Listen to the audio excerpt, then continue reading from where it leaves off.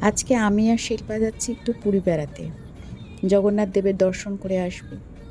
ও এলেই মোটামুটি একবার পুরী যাওয়া হয় আমাদের। এবারেও অনেক দিন পরে পুরী যাচ্ছি। এই পুরী ডিস্ট্রিক্টে ঢুকে গেলাম। এটা হচ্ছে বাটমঙ্গলা মন্দির। যাওয়ার সময় এখানে সবাই পুজো দিয়ে যায়। এই যে পুরীতে এন্ট্রি করে গেছি।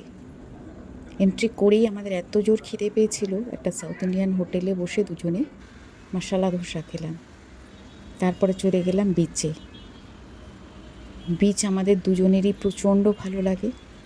আর এখন তো সন্ধে হয়ে গেছে, স্নান তো করা যাবে না, ওই জন্য শুধু পা ডুবিয়ে ডুবিয়েই মজা নিলাম সমুদ্রের।